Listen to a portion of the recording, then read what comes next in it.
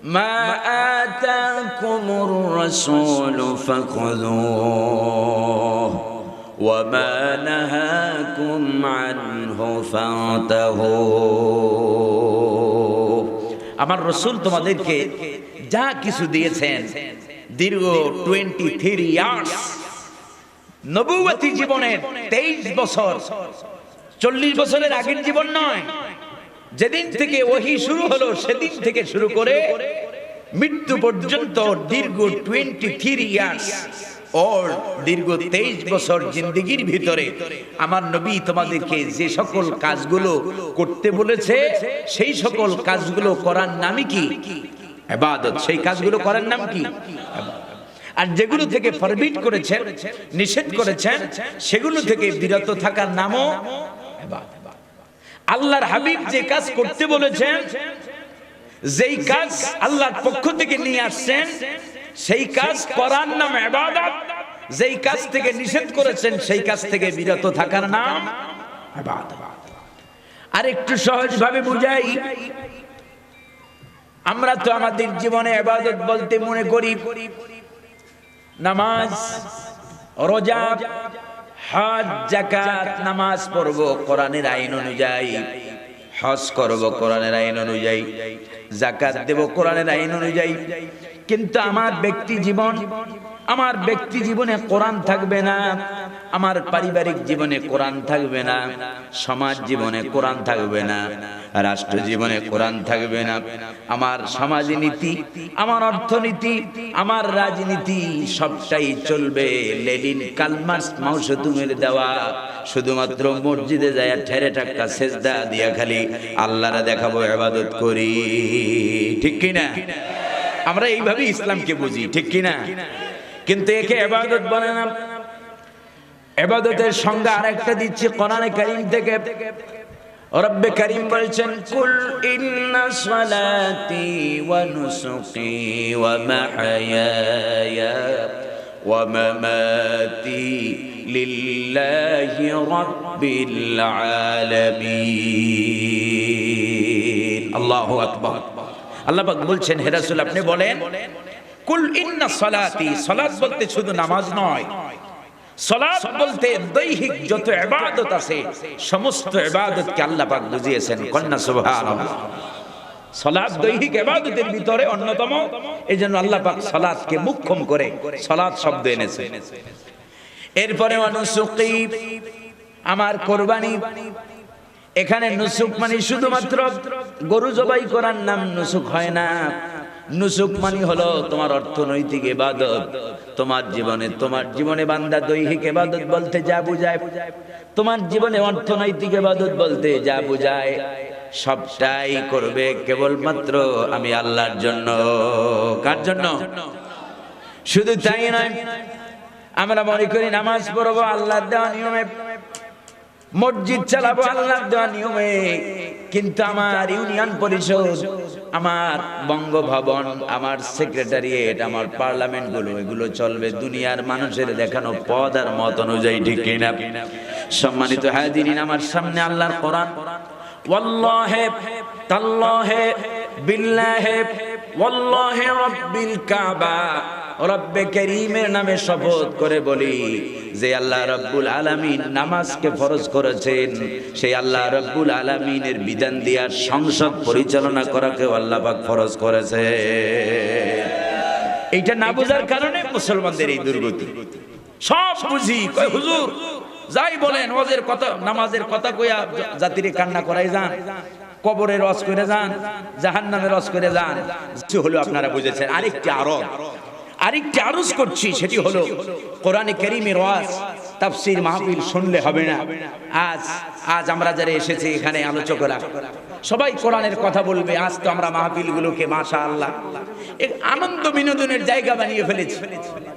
আমি সেদিনও আপনাদের কোথায় যেন সাতকানিয়াতে বোধহয় বলেছিলাম, মাহফিলগুলোকে আমরা এমন একটা পর্যায়ে করে নিয়েছি, এই মাহফিলগুলো এক সময় এই বাংলার জমিনে ঘুরে ঘুরে কথা বলতেন যিনি, আজ তিনি আমাদের মধ্যে প্রকাশ্যে নেই কিন্তু অপ্রকাশ্যে আছে। ঠিক কি না?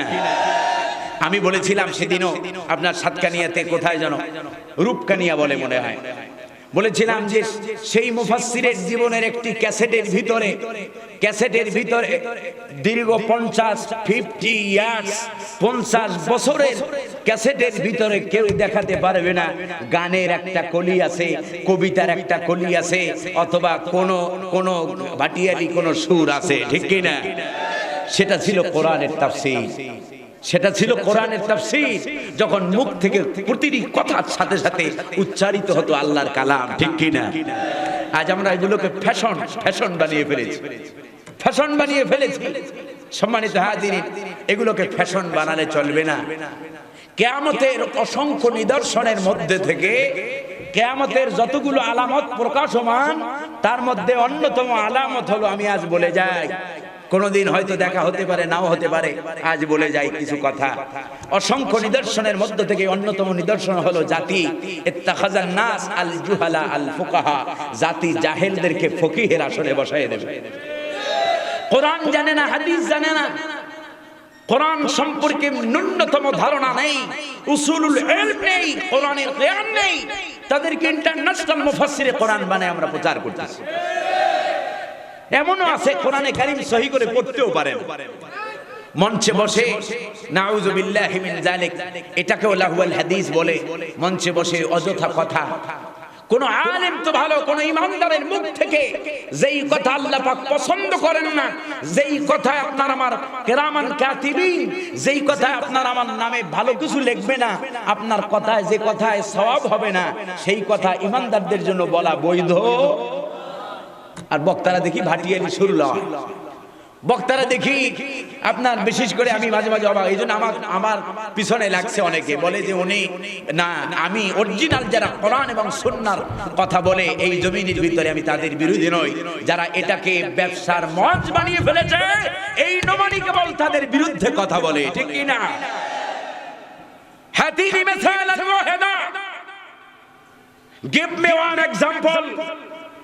নবিয়ুনা হাবিবুনা খলিলুনা কুদওয়াতুনা তাবিবুনা মুহাম্মাদুর রাসূলুল্লাহ সাল্লাল্লাহু আলাইহি ওয়াসাল্লাম, তার নবুয়তি জীবনের একটি দিনের একটা মিনিট সময়ের একটা দৃষ্টান্ত দেন, যেদিন মুহাম্মাদুর রাসূলুল্লাহ সাল্লাল্লাহু আলাইহি সাল্লাম একটা মিনিট গান আর গল্প কবিতা শুনে বেড়াইছে।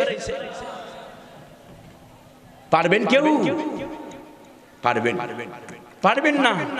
আমার ছোট্ট জ্ঞান যেটা বলে, এই জন্য আমি অনুরোধ করি, আমার কথাই কেউ রাগ না করে, এই কথাগুলো ভেসে যাবে তাম পৃথিবী জুড়ে।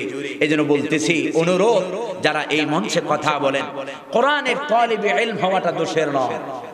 কোরআন পড়েন, কোরআন অধ্যয়ন করেন, কোরআনের কাছে আসেন, কোরআনটা বোঝার চেষ্টা করেন। জাতি আপনারা একবার উঠে দিয়েছে বলে আপনি যা খুশি তাই করবেন, আর জাতি সেটাই লাফাচ্ছে। ওই যে বললাম, কিয়ামতের পূর্ব লক্ষণ হলো জাতি জাহেলকে ফকিহের আসনে বসাবে। যারা আলেম আছে তারা আমার এই কথাগুলো বুঝবে। আল্লাহ পাক বোঝার তৌফিক দান করেন বলি আমিন। সম্মানিত হাজিরিন, আমার যে বিষয় ছিল সেই বিষয়ে কথা বলবো। চলুন, শয়তান যেন ওয়াসওয়াসা দিতে না পারে। কোরআনের মঞ্চ যেহেতু, সেহেতু আশেপাশে শয়তান থাকাটা অস্বাভাবিক নয়। ওয়ানজালাত আলাইহিমুস সাকিনা, এখানে যেমন সাকিনা নাজিল হয়, ওইখানে যেমন ফেরেশতারা চতুর্পার্শ্বে যেমন বেষ্টনী দিয়ে রাখছে আপনাকে আমাকে, ঠিক তেমনি আরেক শ্রেণী আছে, কেমনে আপনারে এখান থেকে দাগা দিয়ে উঠানো যায়, ঠিক কি না? এটা কি আমার বানানো কথা? কোরআনে কারীম যেখানে আলোচনা হয় সেখানে ওয়াসওয়াসা দেওয়াটাই শয়তানের কাজ, ঠিক কি না? আল্লাহ রাব্বুল আলামিন বলেন, فإذا قرأت القرآن جعلنا بينك وبين الذين لا يؤمنون بالآخرة حجابا مستورا।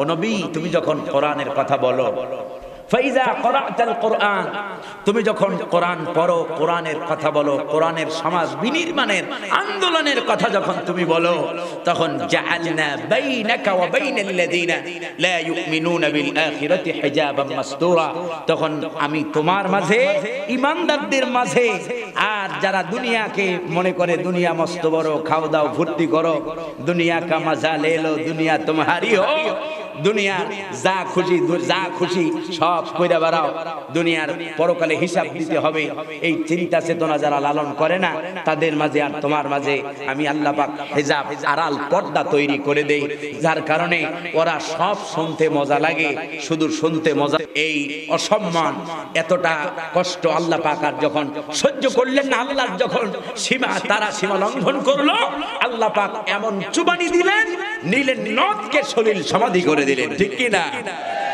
নমরুদ যখন বেশি বাড়াবাড়ি করলো, আল্লাহর দ্বীনকে জমিন থেকে মুছে দেওয়ার ষড়যন্ত্রে লিপ্ত হলো, আল্লাহ রাব্বুল ইজ্জত ওয়াল জালাল কামান পাঠায় নাই, আল্লাহ পাক আকাশ থেকে আবাবিল পাঠায় নাই, আল্লাহ পাক ছোট্ট তার ক্ষুদ্র সৃষ্টি, সবচাইতে নগণ্য সৃষ্টি আল্লাহ রাব্বুল ইজ্জত ওয়াল জালাল মশা দিয়ে দুনিয়া থেকে বিদায় করে দিয়েছেন, ঠিক কি না? সেই আল্লাহ আজ আছে না নাই? যথেষ্ট নয়? আল্লাহ কি আমাদের জন্য যথেষ্ট কিনা?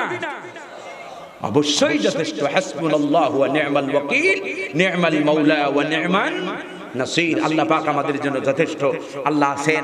আজ যারা ইসলাম নিয়ে ষড়যন্ত্র করে তারা শেষ হয়ে যায়, যেমন শেষ হয়েছে ফেরাউন নমরুদ। আল্লাহ পাক বলছেন ওরা চায় ফু দিয়া একটা ভাষণ একটা দিয়ে আমার দ্বীনকে ইসলামকে মিটিয়ে দেবে। আল্লাহ পাক বলেন ওরা বোকার স্বর্গে বাস করছে, আল্লাহু মুতিম্মু নূরি, ওরা যেই নূরকে নিভাতে চায় আমি আল্লাহ পাক এই নূরকে আলোকে আরো প্রজ্বলিত করি। কন্যা সুবহানাল্লাহ। তাতে কাফের আর মুশরিকদের কলিজার মধ্যে যত জ্বালা যন্ত্রণা হয় না কেন, মাহফিল শেষ করতে পারবো কোনো গ্যারান্টি আছে? যে কোনো মুহূর্তে মালাকুল মাউত তার ডিউটি পালন করতে পারে। এজন্য আপনি যে যে দল করেন আর এই করেন, আমি সবার প্রতি উদাত্ত আহ্বান জানাই, যারা আওয়ামী লীগ করেন তারা আমার ভাই, যারা বিএনপি করেন তারা আমার ভাই, যারা জামাত করেন তারা আমার ভাই, যারা অন্যান্য দল করেন তারা আমার ভাই। নবীরা যেমন বলেছে ইন্নী লাকুম নাসিহুন আমিন, সব নবীরা বলেছে আমরা তোমাদের বিশ্বস্ত উপদেশক, দুনিয়াতে কিচ্ছু চাই না, তোমার বাড়িতে নিয়ে আমারে পোলাও আর কোরমা খাওয়াও তা আমি চাই না, আমি চাই তুমি দ্বীনে হক বোঝো, কোরআন বোঝো, কোরআনের দিকে আসো, ঠিক কি না? এটাই আমাদের দাওয়াত থাকবে। কোরআন পড়েন, কোরআন বোঝেন। দুনিয়াতে কোন নেতা নেত্রী আপনার কল্যাণে দুনিয়াতেও আসবে না, পরকালেও কতদূর যে আসে তা একটুখানি বড়দের দিকে তাকান। কিছুদিন আগেও বড় মন্ত্রণালয়ের দায়িত্ব ছিল, বাংলাদেশের গুরুত্বপূর্ণ মন্ত্রণালয়, আজ অসুস্থ হয়ে বিছানায় কাতর। নাম তারা নেব না, আমি আল্লাহ পাক তাকে মাফ করুক বলি আমি মুসলমান হিসেবে কল্যাণ কামনা করতেই হবে। দেখেন আজ তার কেউ খবর নেয় না, তো আপনিও কোন ক্ষমতার বলে কার জোরে আপনি হ্যাং করেঙ্গে ত্যাং করেঙ্গে লাঠি কে আন্দার মুগুর ভরেঙ্গে, কার জোরে ক্ষমতা দেখান? সময় আসলে আপনারে কেউ চিনবে। সুতরাং কোন দিকে না তাকাইয়া আল্লাহকে পাওয়ার মনে করে, আন্নাল কুওয়াতা লিল্লাহি জামিআ, সব ক্ষমতার মালিক কে? সমস্ত সোর্সের সোর্স অফ পাওয়ার, ক্ষমতার উৎস হলেন আল্লাহ, ঠিক কি না? যে আল্লাহ, আমরা আল্লাহকে পাওয়ার মনে করি বলে আমরা এই হকের পথে এই কথাগুলো বলতে সাহস পাই, ঠিক কি না? সম্মানিত হাজিরিন, এই জন্য দুনিয়াতে আল্লাহ যাদের যথেষ্ট, তাদের কোনো ভয় নাই, তাদের কোনো চিন্তা নাই। আল্লাহ রাব্বুল ইজ্জত ওয়াল জালাল বলছেন যদি তোমরা ঈমানদার হও, যদি তাকওয়া অবলম্বন করো, তাহলে বেটা কোনো দুশ্চিন্তার কোনো কারণ নাই। কন্যা সুবহানাল্লাহ। সম্মানিত হাজিরিন, যে কথা বলছিলাম, তাহলে জামাতের গুরুত্ব আমরা প্রথম শব্দ থেকেই আমরা বুঝে নিলাম। আকিমুস সালাহ, ইকামুস সালাহ, আকিমিস সালাহ, এই যে শব্দগুলো আল্লাহ পাক ইউকিমুস সালাহ, মুকিমিস সালাহ, যত শব্দ ব্যবহার করেছেন আল্লাহ রাব্বুল ইজ্জত ওয়াল জালাল, এখানে আচ্ছা আমি আপনারা যাদের এখানে খেয়াল করবেন না, এগুলো এই যে অ্যাক্সিডেন্ট গুলো ঘটতেছে, এটা বিদ্যুৎ কারেন্ট দিয়ে চলছে না? কারেন্ট বা জেনারেটর যেই হোক, যে কোনো এই আমার সামনে লাইটটা ভেঙে পড়লো, এমন হচ্ছে কেন? তো ওয়াজ করবে তারা? সম্মানিত হাজিরিন, আমি আবার কোনো দিকে তাকাই না, আমি অন্ধকারেও কথা করলো, আমি কোনো দিকে দেখি না। আমি দেখি যদি আমার জনগণও দেখি না, আমি যদি দেখি একজন আছে, তো একজনকে যদি দিন শিখাতে পারি, দিনের একটু বুঝ তার ভিতরে ঢুকাতে পারি, কিয়ামতের দিন এই ব্যক্তি যদি নাজাত পায়, তাহলে আমি নমানের জন্য একজন ব্যক্তি যথেষ্ট, ঠিক না? হাজার হাজার জনতার দরকার নাই, জনতার একজন মানুষ দরকার যে আমার কথাগুলো শুনবে, আর যে কথাগুলো আমি বলবো যদি রাসূলুল্লাহর আদর্শ থেকে বলি, আল্লাহর কিতাব থেকে বলি, সেই কথাগুলো যদি সে মানে পালন করে, আর যদি সে নাজাত পায়, তাহলে তার নাজাতটাই আমার জন্য যথেষ্ট হবে, ঠিক কি না? সম্মানিত হাজিরিন, তাহলে এই যে কথা বলছিলাম, আল্লাহ রাব্বুল ইজ্জাতুল জালাল বলছেন ওয়া আকিমুস সালাতা ওয়া আতুজ যাকাত, তোমরা সালাত প্রতিষ্ঠা করো এবং যাকাত আদায় করো। ওয়ারকাউ মা'আর রাকিঈন, আই সাল্লু মা'আল মুসাল্লিন, নামাজীদের সাথে নামাজ পড়ো। নামাজীদের সাথে কি করো? রুকুকারীদের সাথে নামাজ পড়ো। আই সাল্লু মা'আল মুসাল্লিন, মুসাল্লিদের সাথে নামাজ পড়ো। আই সাল্লু বিল জামাআ, জামাতবদ্ধ হয়ে নামাজ পড়ো। জামাতের এতটা গুরুত্ব, মুহাম্মদুর রাসূলুল্লাহ সাল্লাল্লাহু আলাইহি ওয়াসাল্লাম দীর্ঘ 23 বছর নবুয়তি জীবনের একটি ওয়াক্ত তিনি জামাত ছাড়া আদায় করেন নাই। কন্যা সুবহানাল্লাহ। গুরুত্বের ওয়াজ করা লাগবে? একটা কথা দিয়েই তো বোঝা যায়। তারপরে সম্মানিত সুধী, আল্লাহ রাব্বুল ইজ্জাতুল জালাল বলছেন ওয়ারকাউ মা'আর রাকিঈন, ও ইমানদাররা, নামাজ একা একা পড়লে হবে না। তোমার পরিবার, সমাজ, রাষ্ট্রের ভিতরে নামাজ প্রতিষ্ঠা করতে হবে। নামাজ পড়তে হবে জামাতবদ্ধ হয়ে। নামাজ পড়তে হবে কিভাবে? সাহাবায়ে কেরাম রিদওয়ানুল্লাহি তাআলা আলাইহিম আজমাইন, আল্লাহর হাবিব সাল্লাল্লাহু আলাইহি সাল্লাম যাদেরকে আদর্শ হিসাবে রেখে গেলেন, এই সাহাবীদের জীবনীতেও পাওয়া যায় সব সাহাবীরা সুস্থ সবল অবস্থায় সর্বদা মসজিদে গিয়া, এমনকি এখন তো আপনার আবার ঘরের পাশে পাশে মসজিদ, 3 মাইল দূর থেকে সাহাবায়ে কেরাম মসজিদে নববীতে আসতেন ফজরের জামাতে শরীক হওয়ার জন্য। ঠিক কি না? আজ তো আমাদের দেশে জামাতের ওয়াজ কি করব? এই যে মাহফিলগুলো সব জায়গায় একই কথা বলি। আজ বলছি পরিবর্তন দরকার। এই রকম ওয়াজ বাংলাদেশে আমরা তরুণেরা যারা আছি, আমাদের পূর্বে যারা গেছে, মাওলানা দেলওয়ার হোসেন সাইদি ওয়াজ করেছে 50 বছর। ঠিক কিনা? সম্মানিত হাজিরিন, সৈয়দ কামাল উদ্দিন জাফরি,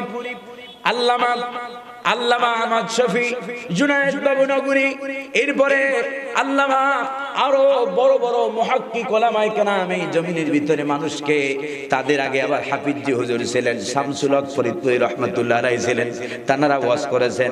এই বাংলাদেশ স্বাধীনতা যুদ্ধের পর থেকে যদি ধরি, তাহলে বাংলাদেশে প্রতিটি অঞ্চলে মহল্লায় মহল্লায় যে পরিমাণ ওয়াজ আর মাহফিল হয়, প্রতিটি ওয়াজ মাহফিল থেকে যদি প্রতিদিন একজন মানুষ যদি হেদায়েত প্রাপ্ত হতো, মসজিদে জামাতের সাথে নামাজ আদায় করত, তাহলে আমাদের সমাজের মুসলমানদের এই দুরবস্থা থাকতো না। ঠিক কি না? আমাদের অবস্থা হলো কি, আমরা মাহফিলগুলো আমরা নফল কাজকে ফরজ বানায় ফেলাইছি, আর ফরজটাকে এক্সট্রা অতিরিক্ত মনে করতেছি। এই মাহফিল শোনা কি ফরজ না নফল? মাহফিল শোনা বলে ফরজ। সামনে ফজরের নামাজ, এটা কি নফল না সুন্নাত? শুধু ফরজ। কোন ফরজ? ফরজে আইন, ফরজে আইন। তো মাহফিল শুনলেন 1টা পর্যন্ত, আমারে টাইম দিছে 10টা পর্যন্ত, আমার পরে আরো 2 জন আছে যাদের ঘুমানোর অভ্যাস 10টায়। এই কথাগুলো আপনারা কেউ রাগ করবেন না, আমি ইবরাতের জন্য, শিক্ষার জন্য বলছি, পরবর্তীতে যেন পরিবর্তন হয় সেই জন্য বলছি। ওয়াজ মাহফিল থেকে এখন আগের মতো আপনারা বুঝবেন, আপনারা সচেতন মানুষ। এখন মাহফিলগুলো আগে যেভাবে ফায়দা দিত বড় বড় আল্লাহর ওলিদের দরবারগুলোতে, অথবা বড় বড় মাদ্রাসা যেগুলো দিনী বড় বড় প্রতিষ্ঠানগুলোতে যে মাহফিলগুলো হয়, দেখবেন আমার দেখা, আমার অঞ্চলে বিশেষ করে দেখি, আপনাদের বাংলাদেশে পরিচিত অন্তত কয়েকটা দরবার আমার অঞ্চলে আছে। একটা দরবারের নাম হলো শর্ষিনা দরবার, আর একটা দরবারের নাম হলো চরমনাই দরবার, যেহেতু আমার বাড়ি সেই দক্ষিণ অঞ্চলে। এই দরবারগুলোতে যখন তারাও বাৎসরিক মাহফিল করেন, তাদের মাহফিলের সময়সীমা হয় সর্বোচ্চ 11টা। কয়টা? সর্বোচ্চ 11টা। কেন? মানুষ 11টার সময় তাদের আবার সেখানে থাকার ব্যবস্থা থাকে, সেখানে থাকে মানুষেরা, ওয়াজ শুনে ঘুমিয়ে পড়বে, আবার রাত্রি উঠে তাহাজ্জুদ পড়বে, এরপরে ফজরের নামাজ জামাত হয়, তারপরে মানুষেরা বিদায় নেয়। ঠিক কি না? এটা আপনাদের অঞ্চলে হয় কিনা আমি জানি না। দেখেন, আর আমরা ওয়াজ মাহফিলগুলো যেগুলো হয়, এই যে 1 দিন 2 দিনের প্রোগ্রাম যেগুলো দেখি, মাহফিল 2টা 3টা পর্যন্ত চলে, এরপরে বক্তা গাড়িতে ওঠে, বক্তারও নামাজ নাই আর শ্রোতারও নামাজ নাই। ঠিক কি না? হেদায়েত আসবে কেমনে? হেদায়েত আসবে কেমনে? ওয়াল্লাহি তাল্লাহি বিল্লাহি ওয়াল্লাহি রাব্বিল কাবা, আল্লাহর নামে কসম করে বলি, ইসলামকে অনিসলামিক পদ্ধতিতে পালন করে জাতির কোনোদিন হেদায়েত হবে না, হবে না, হবে না। আপনাকে শৃঙ্খলার মধ্যে আসতে হবে। মুহাম্মদুর রাসূলুল্লাহর সুন্নাতের ইখতিলাফ, সুন্নাতের খেলাফ করে আপনি হেদায়েত দিতে চান? নবিয়ুনা হাবিবুনা মুরশিদুনা মুহাম্মদুর রাসূলুল্লাহ সাল্লাল্লাহু আলাইহি ওয়াসাল্লাম, তার আদর্শ হলো রাসূলুল্লাহর জীবনের। আমার কথা মনোযোগ দিয়ে শুনেন আপনারা, লাইটওয়ালারা আপনারা যে ঝামেলা পাকাইছেন, মুহাম্মদুর রাসূলুল্লাহর আদর্শ হলো সালাতুল ইশা। আল্লাহর হাবিব তাড়াতাড়ি পড়তেন, ইশারের আগে রাতের খাবার খেয়ে নিতেন, যা জুটতো তাই। এরপরে ইশারের সালাতে দাঁড়াতেন, ইশারের সালাত আদায় করে এমন বর্ণনা আসছে আল্লাহর হাবিব বিবিদের সাথেও কথা বলতেন না, তাড়াতাড়ি বিছানায় যেতেন, তাড়াতাড়ি শুয়ে পড়তেন। কারণ বিশ্ব নবী সাইয়্যিদুল কাউনাইন ওয়াস সাকালাইন মুহাম্মদুর রাসূলুল্লাহ সাল্লাল্লাহু আলাইহি ওয়াসাল্লাম সারাদিন স্প্রিড অফ ইসলাম, ইন্তিশারাত দ্বীন, দিন প্রচারের কাজে মুহাম্মদুর রাসূলুল্লাহ কাজ করেছে, নিজেকে আত্মনিয়োগ করেছে। রাত্রি বেলা রাসূলুল্লাহ সাল্লাল্লাহু আলাইহি ওয়াসাল্লাম ইশারের সালাত আদায়ের পরে 50টা আয়াত পড়া যায় এমন সময় রাসূলুল্লাহ সাল্লাল্লাহু আলাইহি ওয়াসাল্লাম সজাগ থাকতেন। 50টা আয়াত পড়তে বেশি সময় লাগার কথা নয়। যারা হাফেজে কোরআন আছে সর্বোচ্চ 5 মিনিট, 5 থেকে 7 মিনিট লাগার কথা, ঠিক কিনা? এক একজনের এক এক রকম সময় লাগে। সম্মানিত হাজিরিন, রাসূলুল্লাহ সাল্লাল্লাহু আলাইহি ওয়াসাল্লাম ইশারের সালাত পরে তাড়াতাড়ি বিছানায় যেতেন, কারণ রাতকে আল্লাহ পাক আরামের জন্য বানিয়েছেন, ঠিক কিনা? আবার মুসলমান এমনটা বুঝবেন না যে পুরা রাতটাই জনমের মতো শীতের রাত পেয়ে পাইকারি ধরে নতুন নতুন দামি দামি কম্বলের ভিতরে রাতটা কাটাই দেওয়াটাই বোধহয় মুহাম্মদের সুন্নাত না। মুহাম্মদুর রাসূলুল্লাহ সাল্লাল্লাহু আলাইহি ওয়াসাল্লাম যখন শুয়ে পড়তেন, কিছুক্ষণ পরেই জিবরিল এসে গেছে, এসে বলছে, ইয়া আইয়ুহাল মুযাম্মিল কুমিল লাইলা ইল্লা কালিলা। ও আমার চাদর আচ্ছাদিত, কম্বল আচ্ছাদিত আমার হাবিব সারাদিন তো মানবতার কল্যাণ, welfare of humanity, welfare of human being, মানব জাতির মঙ্গলে নিজেকে আত্মনিয়োগ করেছেন। এখন রাত গভীর হয়েছে, কুমিল লাইলা ইল্লা কালিলা, রাতের কিছু অংশ জাগেন। জায়গা কি করবেন? ফাতাহাজ্জাদ বিহি নাফিলাতাল লাক আসা আন ইয়াবআসাকা রাব্বুকা মাকামান মাহমুদা। সারাদিন সময় পান নাই, আমি আল্লাহর সাথে প্রেম করার সময় হয় নাই আপনার। সারাদিন মানুষের কল্যাণ, মানুষের অনাহারির মুখে খাবার বিলিয়ে দিয়েছেন, অধিকার বঞ্চিতদের অধিকার ফিরিয়ে দিয়েছেন। দিনের বেলা, রাত্রে বেলা যখন সময় পেয়েছেন, পুরোটা সময় না ঘুমিয়ে একটু বিশ্রাম যখন হয়ে গেছে, এখন আমি আল্লাহর সাথে সম্পর্কটা গভীর করেন, কন্যা সুবহানাল্লাহ। ফাতাহাজ্জাদ বিহি নাফিলাতাল লাক আসা আন ইয়াবআসাকা রাব্বুকা মাকামান মাহমুদা। রাত হয়েছে, রাতে তাহাজ্জুদ পড়েন, সারাদিন মানবতার কল্যাণ করেছেন। এই তাহাজ্জুদ পড়লে নাফিলাতুল লাক আপনার কল্যাণ হবে, কন্যা সুবহানাল্লাহ। আপনার রব আপনাকে মাকামে মাহমুদে অধিষ্ঠিত করবে।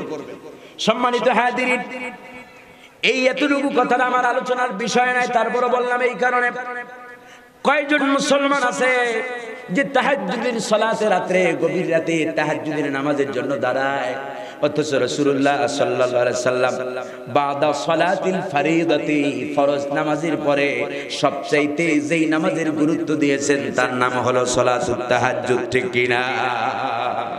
আজও মক্কায়, আজও কাবায় এই সালাতুল কিয়ামুল লাইলের জন্য আজও মক্কায়, শুধু রমজান মাসে নয়, সারা বছর জুড়ে এই মক্কাতে আজান হয় তাহাজ্জুদের, কন্যা সুবহানাল্লাহ। মক্কাতে তাহাজ্জুদের জামাত হয়, যারা মক্কা সৌদিতে যারা থেকেছেন তারা জানেন।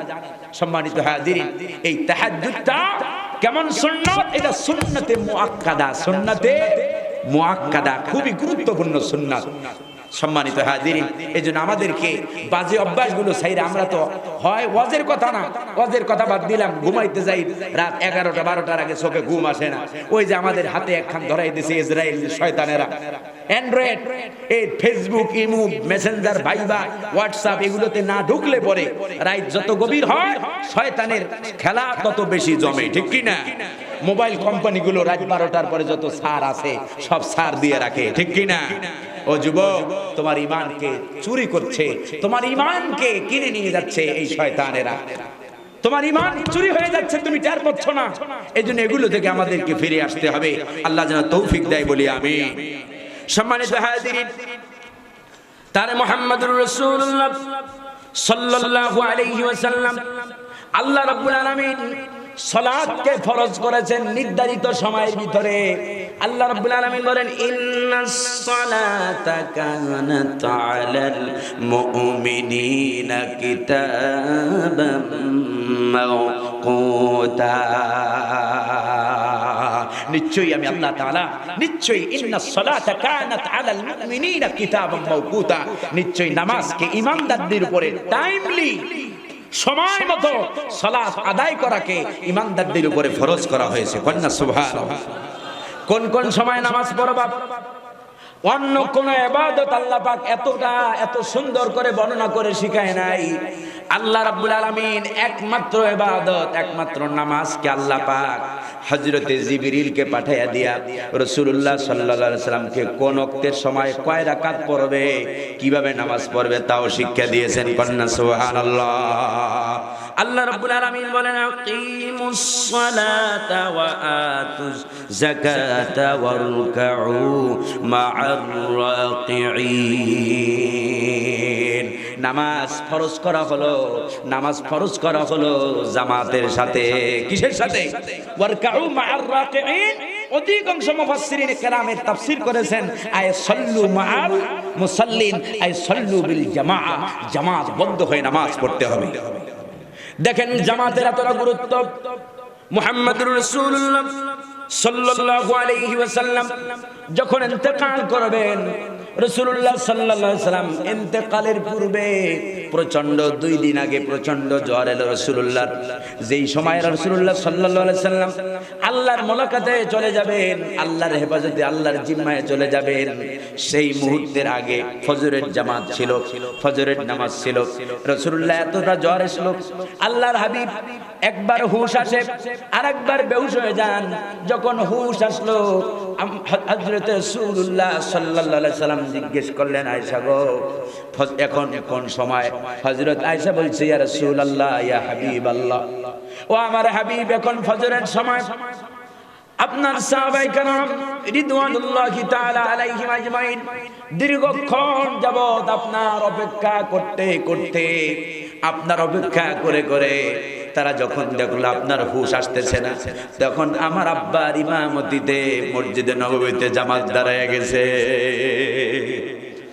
আল্লাহর হাবিব সাল্লাল্লাহু আলাইহি সাল্লামের, আল্লাহর হাবিব সাল্লাল্লাহু আলাইহি সাল্লাম আম্মা জান আয়েশাকে বললেন, ও আয়েশা, আমার মাথাটাকে উঁচু করে ধরো আর পর্দাটা একটু সরায় দাও। পর্দাটা সরায় দেওয়া হলো।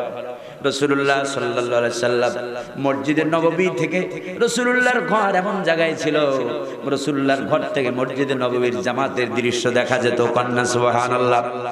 আল্লাহর হাবিব সাল্লাল্লাহু আলাইহি সাল্লাম মাথা জাগানোর সাথে সাথে জামাতের দৃশ্য দেখে রাসূলুল্লাহর চোখের কোনা বেয়ে বেয়ে পানি পড়তেছে। আম্মা জান আয়েশা বললেন, ইয়া রাসূলুল্লাহ সাল্লাল্লাহু আলাইহি সাল্লাম, আপনার চোখে কেন পানি? আল্লাহর রাসূল বলেন, ওগো আয়েশা, শোনো, এই কান্না কোনো দুঃখের কান্না নয়, এই কান্না আমার সুখের কান্না, আমার হৃদয়ের সুখের কান্না। এই যে জামাত দেখতেছো, আজ আবু বকরের ইমামতিতে দাঁড়ায় গেছে, এই জামাত প্রতিষ্ঠা করতে গিয়া মক্কার ভূমিতে কাফেররা, আবু জাহেল আমার মাথার ঘাড়ের ভিতরে উটের নারী ভুঁড়ি চাপাইয়া দিয়েছে, ঠিক কি না? আল্লাহর হাবিব সাল্লাল্লাহু আলাইহি সাল্লাম। সম্মানিত হাজিরিন, আপনি আমি মরার সময় সবাই প্রিয়জনের কথা বলে দেয়, ছোট ছেলের অমুক করবা, বড় ছেলের অমুক করবা, তমুক করবা। এই জামাতের এতটা গুরুত্ব আমাকে যেই বিষয় দেওয়া হয়েছে, আল্লাহর হাবিব সাল্লাল্লাহু আলাইহি সাল্লাম ইন্তেকালের সময় নিজের কলিজার টুকরা মা ফাতেমার কথা বললেন না, আলীর কথা বললেন না, হাসান হুসাইনের কথা বললেন না। রাসূলুল্লাহ সাল্লাল্লাহু আলাইহি সাল্লাম বলেন, আজ আমি যেই দৃশ্য দেখলাম, আসসালাত আসসালাত ওয়া মিম্মা মালাকাত আইমানুকুম, আমার উম্মতরা রে, নামাজ নামাজ নামাজ ছেড়ে দিও না। নামাজ নামাজ পড়তে হবে কিসের সাথে? জামাতের সাথে। মসজিদের প্রতিবেশী যারা মসজিদের পাশে থাকে এমন অনেক নবাবজাদা সলিমুল্লাহ খানের আমি দেখেছি ফজরের জামাত হয়ে ফজরের নামাজে মুসল্লি খুঁজে পাওয়া যায় না। ওয়াল্লাহি তাল্লাহি ক্বালা নবী সাল্লাল্লাহু আলাইহি ওয়াসাল্লাম লা সালাতা লি জারিল মসজিদি ইল্লা ফিল মসজিদি। মসজিদের প্রতিবেশীর জন্য মসজিদের নামাজ ছাড়া তার নামাজ হবে না। কে বলেছেন? রাসূলুল্লাহ সাল্লাল্লাহু আলাইহি সাল্লাম। সুতরাং সতর্ক হতে হবে। আপনি একলা একলা নামাজ পড়বেন না, কোনো কারণ ছাড়া, কোনো ওযর ছাড়া একাকী নামাজ আল্লাহর কাছে নন অ্যাকসেপ্টেবল, আল্লাহর কাছে গ্রহণযোগ্য নয়। আল্লাহ পাক নামাজ আদায়ের কথা বলেছেন জামাতের সাথে। কিসের সাথে? ওয়ারকাউ মাআ রাকিঈন। আল্লাহ রাব্বুল আলামিন আরো একটা আয়াতের ভিতরে বলছেন, হে রাসূল ফাইদা কুনতা ফীহিম, যখন আপনি তাদের মধ্যে থাকবেন, আপনি নামাজে দাঁড়ায় যাবেন, আর আপনার সাথে আপনার সাহাবীদের একটা দলও যেন নামাজে দাঁড়ায়। কন্যা সুবহানাল্লাহ। এই আয়াতটিও জামাত উম্মতের উপরে। জামাত মুহাক্কিকিন উলামায়ে কেরাম যারা শরীয়তের ব্যাখ্যা বিশ্লেষণ করেছেন তারা বলেছেন এই যে as-salatu bil জামাআ সুন্নাতে মুআক্কাদা করিবুন ইনদাল ওয়াজুব। নামাজ জামাতে নামাজ আদায় করা এইটা সুন্নাতে মুআক্কাদা কিন্তু ওয়াজিবের কাছাকাছি। ওয়াজিবের আরেকটা বিষয় জেনে রাখবেন, সুন্নাতে মুআক্কাদা হলো এমন আমল যে আমল না করলে গুনাহ হয়, যে আমল না করলে কি হয়? গুনাহ হয়। একটা হলো শুধু সাধারণ সিম্পল সুন্নাহ, যেমন মিষ্টি খাওয়া সুন্নাহ। এখন যদি দুনিয়াতে জীবনে কেউ একবারও কোন উম্মতে মুহাম্মাদি মিষ্টি না খায় তাহলে তার এই জন্য গুনাহ হবে না। বুঝতে হবে সুন্নাতের আপনার প্রকারগুলো বুঝতে হবে। সুন্নাতে মুআক্কাদা এমন সুন্নাহ যেটা আপনি যখন ছেড়ে দেবেন তখনই আপনার কবিরা গুনাহ হবে। কি গুনাহ? কবিরা গুনাহ। সুন্নাতে মুআক্কাদার এত গুরুত্ব। সম্মানিত হাজিরিন, এইজন্য সালাত আদায় করতে হবে জামাতের সাথে। কিসের সাথে? আরো একটি আল্লাহর হাবিব সাল্লাল্লাহু আলাইহি ওয়াসাল্লাম ইরশাদ করেন, আন্নি ইবনে আমর রাদিয়াল্লাহু আনহুমা আন্না রাসূলুল্লাহি সাল্লাল্লাহু আলাইহি ওয়াসাল্লাম قال صلاة الجماعة أفضل من صلاة الفرض ب27 درجة متفق عليه। হযরত আমর রাদিয়াল্লাহু তাআলা বর্ণনা করছেন আল্লাহর হাবিব সাল্লাল্লাহু আলাইহি সাল্লাম বলেন, জামাতের সাথে নামাজ যারা আদায় করে তাদের একাকী নামাজের চাইতে 27 গুণ সওয়াব বেশি হয়। কন্যা সুবহানাল্লাহ। অফি রিওয়ায়াতিন উখরা, অন্য আরেকটি বর্ণনা এসেছে 25 দিফান। আল্লাহ রাব্বুল আলামিন 25 গুণ সওয়াব জামাতে যারা নামাজ পড়বে তাদের নামাজে এত সওয়াব 25 গুণ বাড়ায়া দেয়। কন্যা সুবহানাল্লাহ। এইজন্য নামাজ জামাতের সাথে আদায় করতে হবে। সম্মানিত হাজিরিন, আরেকটা হাদিস শোনাই। নবীজি সাল্লাল্লাহু আলাইহি সাল্লাম ওয়া আনহু قال, হযরত আবু হুরায়রা রাদিয়াল্লাহু তাআলা আনহু বর্ণনা করছেন, আতান নবী সাল্লাল্লাহু আলাইহি সাল্লাম রাজুলুন আ'মা, রাসূলুল্লাহর কাছে একজন অন্ধ আসলো। আল্লাহর হাবিবের কাছে অন্ধ এসে বলছে, ফাকালা ইয়া রাসূলুল্লাহ লাইসা লিকাইদুন ইয়াকুদুনি ইলাল মসজিদ, আমার জন্য এমন কোন লোক নাই যে আমাকে মসজিদে জামাত যখন শুরু হয় জামাতের সাথে আমাকে শরীক করে দেয়, এমন কোন লোক আমি পাই না। আল্লাহর হাবিব সাল্লাল্লাহু আলাইহি সাল্লামের কাছে এই অন্ধ সাহাবী রুখসাত ছিলেন, জামাত থেকে রুখসাত চাইলেন। প্রথমে নবীজি বললেন, ঠিক আছে তোমার যেহেতু লোক পাও না জামাতে শরীক হওয়ার জন্য তোমাকে রুখসাত দিলাম। কিছুক্ষণ পরে লোকটা যখন চলে যাচ্ছিল আল্লাহর হাবিব সাল্লাল্লাহু আলাইহি ওয়াসাল্লাম তাকে ডাকলেন। ফারাখাসা লাহু ফালাম্মা ওয়াল্লা দাআহু ফাকালা লাহু হাল তাসমাউন নিদাআ বিস-সালাত। রাসূলুল্লাহ এই লোকটাকে অন্ধ লোকটাকে ডাকলেন, বললেন, ও অন্ধ ব্যক্তি, ও আমার সাহাবী, হাল তাসমাউন নিদাআ বিস-সালাত, তুমি কি নামাজের আযান তোমার কানের ভিতরে যায়, কর্ণকুহরে আযানের শব্দগুলো কি তুমি শুনতে পাও? সাহাবী বললেন, না আমি অবশ্যই আযানের শব্দ শুনতে পাই। রাসূলুল্লাহ বললেন, তাহলে ফাআজিব, আযানের জবাব দেবা, মসজিদে এসে জামাতে নামাজ পড়বা। কন্যা সুবহানাল্লাহ। একজন অন্ধকে জামাত থেকে রুখসাত দেওয়া হয় নাই, আর তুমি আমি নসরুল্লাহ খান মোল্লা মাওলানা সাহেবরাও দেখি মসজিদের পাশে খুতবাতের দায়িত্ব পালন করে এমন অনেক খতিবদেরকে দেখি ফজরের জামাতে দেখা যায়। আহারে কপাল পোড়া জাতি, তোর দাওয়াত দিয়ে জাতির কোনো ফায়দা হবে না, ঠিক কি না? মিশর আল আজহারের একটি কনফারেন্স, যে উম্মতে মুহাম্মাদীর এত দুরবস্থা কেন, দাওয়াত করা হলো পৃথিবীর বিখ্যাত একজন দায়ীকে, নাম আমি নেব না, বিখ্যাত এক দায়ীকে যখন দাওয়াত দেওয়া হলো, নাম করা বিশাল, আমরা তো এখন দেখি ক্যালেন্ডারের ভিতরে, পোস্টারের ভিতরে নামের আগে, আলেমদের নামের আগে লাগায় কি লাগায়, টেলিভিশনের কি লাগায়, ওই যে আপনার সিনেমার নোবেল নাটক টাটক যারা করে এদেরকে কি বলে, কি বলে, হ্যাঁ কি, হ্যাঁ কেউ বলতেছে না, অথচ দেখে সবাই, কিন্তু সিনেমার বাইরে কেউ নাই। হ্যাঁ আরে না, নাট্যকার না, আবি যাবি, আমার মাথায় এখন আসতেছে না। সানুকরিউকা ফালা তানসা ইল্লা মা শা। সম্মানিত হাজিরিন, আলেমদের নামের আগেও দেখি পোস্টারে লাগায় মিডিয়া ব্যক্তিত্ব। কি ব্যক্তিত্ব? মিডিয়া ব্যক্তিত্ব বলি, নাউযু বিল্লাহি মিন যালিক। পোস্টারে লেখা থাকে আলেমদের নামের আগে মিডিয়া ব্যক্তিত্ব। এই নাম লেখার আগে আলেমদের মনে যাওয়া উচিত, দুনিয়াতে পরকালে যদি আল্লাহ মিডিয়া ব্যক্তিত্ব হিসেবে ডাকে, তাহলে সালমান খান আর ওই যে আপনার হাবিজাবি কত খানমান আছে, এদেরকে শুদ্ধ যদি ডাকে, মিডিয়া ব্যক্তিত্ব যারা ছিল, কত বড় বড় জবরদস্ত বড় আলেমরা মিডিয়া ব্যক্তিত্ব নয়। তবে হ্যাঁ, দাওয়াতের কাজ এটা একটা মাধ্যম, দাওয়াত প্রচার করা, কিন্তু আলেম নিজেদেরকে মিডিয়া ব্যক্তিত্ব বলে পরিচয় দেওয়া যাবে। দেখি ফেসবুকে, আহারে বাবারে, ছবি তোলার আগ্রহে অবাক আলেমরা, একটু পরে পরে আমি অমুক প্রোগ্রামে যাচ্ছি, অমুকখানে যাচ্ছি, ফেসবুকে দিয়ে দিচ্ছে ৫০০ খান গাড়ি নিয়ে সেলফি তুলে, দ্বিধাও করে না একটা বার, বেগাইরি ওজরিন, কোন ওজন ছাড়া ছবি তোলাটা কবিরা গুনাহ, কবিরা গুনাহ, কবিরা গুনাহ। যুবকরা দেখি আমাদের অনেক সময় আমরা নিজেরাও অবাক হয়ে যাই, মাহফিল শেষে হুজুর একটা ছবি না নিলেই হয় না, একটা ছবি না নিলেই হয় না। মুহাম্মদুর রাসূলুল্লাহর আদর্শ এটা নয়। যে কথা বলছিলাম, সেই বড় যখন দায়ী, যখন মিশরের ৩ দিনের কনফারেন্সে তাকে দাওয়াত দেওয়া হলো, জামাতের কথা বলতে গিয়ে ঘটনাটি আনলাম, আমার আর ১৫ মিনিট সময় আছে। সম্মানিত হাজিরিন, সেই দায়ী মাশাআল্লাহ রাত ৮টা থেকে শুরু করে 10টা পর্যন্ত বক্তৃতা দিলেন, লম্বা বক্তৃতা, তামাম সেই মিশর আল আজহারের সমস্ত সবাইকে খুব সন্তুষ্ট করা বক্তৃতা। পরের দিন ফজরের জামাতে দেখা গেল সেই ব্যক্তি অনুপস্থিত, মসজিদে দেখা যাচ্ছে না। যাই হোক, মিশরের আরেকজন বড় আল্লাহর জবরদস্ত এক বড় আলেম, তিনি বিষয়টা লক্ষ্য করলেন যে এত বড় আলেম, এত বড় দায়ী আল্লাহ, সে মসজিদে আসলো না জামাতে। যাইয়া বললেন, হোটেলে গেলেন, যাইয়া বললেন, হুজুর জি আপনার শরীর খারাপ করেছে কিনা, জামাতে দেখলাম না। বললো যে অনেক রাত হয়েছে তো এই জন্য আল্লাহু গফুর, অনেক রাত করে ঘুমাইছে এই জন্য আল্লাহ গফুর। বলি নাউজুবিল্লাহ, অবহেলা করে জামাত ছেড়ে দিয়েছে আর কয় আল্লাহ গফুর।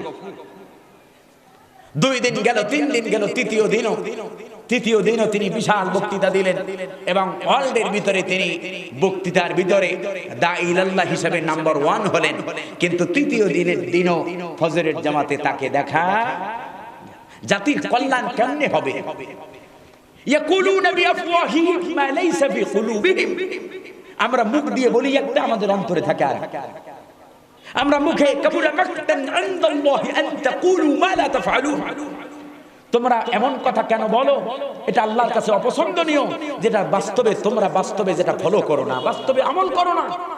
বক্তারা বুড়ি আজ করে গেলাম, আমার ফ্যামিলির ভিতরে দিন নাই, আমার স্ত্রী নামাজ পড়ে না, আমার স্ত্রী বেনামাজি, আমি গাড়িতে চলছি তো চলছি, আমার ড্রাইভার আমাকে চলছে, আমার ড্রাইভার আমার ব্যাপারে ভালো ধারণা পোষণ করে না, আমার ড্রাইভার তার বন্ধু বান্ধবদের সাথে কথা বলতে গেলে বলে আমার হুজুর তো দেখি নামাজের সময় ঘুমায় থাকে। এর চাইতে কপাল পড়া, এর চাইতে আর ইসলামের দায়ীদের জন্য এর চাইতে নির্লজ্জকর বিষয় আর হতে বলে আমার মাথায় আসে না, ঠিক কি না? দায়ীদের জন্য অন্যতম খাসলত হতে হবে রাসূলুল্লাহর সুন্নতের পাবন্দী হতে হবে।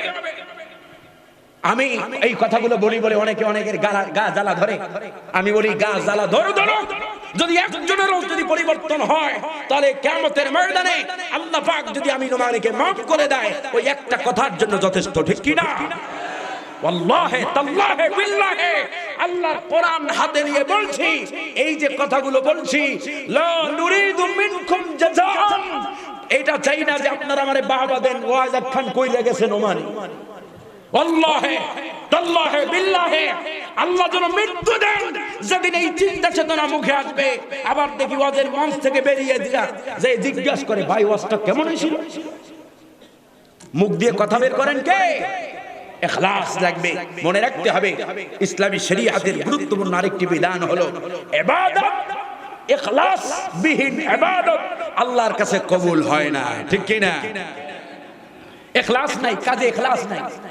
গতকালকে আমার এখানের মানিক ভাই আমাকে ফোন দিলেন যে হুজুর আপনার অ্যাকাউন্ট নাম্বার দেন, অ্যাকাউন্ট নাম্বার দেন, টাকা পাঠিয়ে দিই আপনি যাতায়াত খরচ। তা আমি তারে বললাম যে আমার হায়াতের গ্যারান্টিটা দিতে পারবেন আপনি? এখানে আছে না মানিক ভাই, আছে না? আমি বললাম যে হায়াতের গ্যারান্টি দিতে পারবেন যে আমি আপনাদের চকরিয়া পর্যন্ত পৌঁছতে পারবো? গত রাত্রে প্রোগ্রাম করেছি শেরপুরে, তাই এখান থেকে যদি ধরেন দূরত্ব প্রায় 800-850 কিলোমিটারের বেশি হবে শেরপুর। যদি এখান থেকে যান, এখান থেকে ঢাকা, ঢাকা থেকে শেরপুর, সেখানে প্রোগ্রাম করেছিলাম। যাই হোক সম্মানিত হাজিরিন, আমাদের ক্লাস নাই, আমরা মাহফিলে যাওয়ার আগেই টাকা নিয়ে নিই। 40,000, 50,000, 60,000 আগে না পাঠাইলে আমাদের কয় যে মাহফিল কমিটি। হ্যাঁ, আবার বলি এটার কারণও আছে, অনেক মাহফিল কমিটি আলেমদের সাথে উত্তম আচরণ করে না, ঠিক কি না? শুধু একতরফা আলেমদের দোষ না, এটা অনেক মাহফিল কমিটি আছে সম্মান দিতে জানে না। আপনি আনজিলুন নাসা মানাজিলাহুম, যার মঞ্জিল যেখানে, তার একজন আসতে হলে চিন্তা করেন আমার গাড়িটা সেই শেরপুর থেকে চলে এখানে আসছে, তাহলে চিন্তা করেন কত টাকার তেল, কত টাকার গ্যাস আমার লাগছে। তো এখন যাওয়ার সময় আপনি যদি এমনটা করেন, তো দাওয়াতের ক্ষেত্রে ইখলাসওয়ালা আলেমগুলো আমি সেভাবে ঝরে পড়ে ইখলাস আর পরবর্তীতে রাখতে পারে না। এগুলো মাথায় রাখতে হবে সব সময়। আর কন্টাক্ট আজ বলি, কন্টাক্ট এইভাবে নির্ধারিত। আপনি এই কথা বলতে পারেন যে ভাই আমার এত খরচ আছে, আপনারা বিবেক বিবেচনা করবেন, কিন্তু আপনি নবাবজাদা নসরুল্লাহ খান মুহাম্মদুর রাসূলুল্লাহর উম্মত দাবি করবেন, আর 90,000, 1 লক্ষ টাকা আপনার অ্যাকাউন্টে, আপনার বিকাশে, আপনার ব্যাংকে ব্যালেন্স হলে পরে তারপরে আপনি রওনা করবেন। এটা মুহাম্মাদের ইসলাম নয়, এটা মুহাম্মাদের ইসলাম নয়।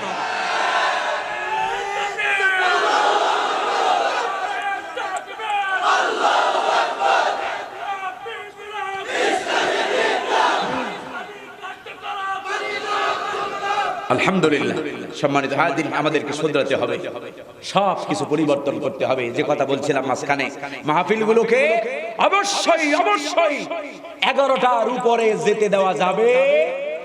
এবছর করলেন, আগামীতে যেন এরকম না হয়। বক্তা 4জন 5জন ইন্টারন্যাশনাল মানের রাখার দরকার নাই। আমি বলি টাকা দেখি তো, আমি এই অঞ্চলে অনেক আছি, জানুয়ারি মাসের মধ্যে 1 তারিখ থেকে শুরু করে আপনার 11-12 তারিখ পর্যন্ত, মাঝখানে 4 তারিখটা মনে হয় গ্যাপ, ওই দিন বিয়ানী বাজারে। এছাড়া আমি এই অঞ্চলেই থাকবো, আল্লাহ যদি রাখে, আল্লাহ যদি কবুল করে, বলি আমি। আল্লাহ যেন সেই সুস্থতা, সেই পরিমাণ আল্লাহ পাক যেন সুস্থতা এবং দৈহিক ক্ষমতা আল্লাহ পাক যেন দান করেন, বলি আমি। সম্মানিত হাজিরিন, আল্লাহ রাব্বুল ইজ্জাত ওয়াল জালাল এখন বর্তমান মুহাক্কিক আলেম যারা, তারা বুঝতেছে আল্লাহ পাক কোরআন আল কারীমের ভিতরে বলছেন ইত্তাবিউ মান লা ইয়াসআলুকুম আজরান ওয়া হুম মুহতাদুন, তাদের অনুসরণ করো যারা তোমাদের কাছে বিনিময় কামনা করে না। তো আমি সতর্ক করে যাই, যারা আপনাদেরকে এরকম বলবে আগে অ্যাকাউন্টে 70,000 80,000 পেমেন্ট করো, তারপরে আসবো নালে আসবো না, ওই রকম বক্তার কপালে জাটা মেরে বিদায় করে দেবেন। তোর দ্বারা ইসলামের দাওয়াত আমার এলাকার মানুষ নেবে না। ওর নিজের ভিতরে ইসলাম নাই, ও ইসলামের দাওয়াত দেবে কিভাবে? ওর ভিতরে ইসলাম থাকলে হাতিনি মিসালান ওয়াহিদা, একটা দৃষ্টান্ত দাও। রাসূলুল্লাহর একজন সাহাবী এক দিনের দাওয়াত দিতে গেছে, দিন শিক্ষা দিতে যাইয়া তারপরে এরকম বাহানা কইরা তোমাদের মতো আসি, আর পাজারু, আবার প্যারাডো, আবার হেলিকপ্টার, আবার ই না হইলে আসে নাই, এমনটা দেখাতে পারবে কেউ?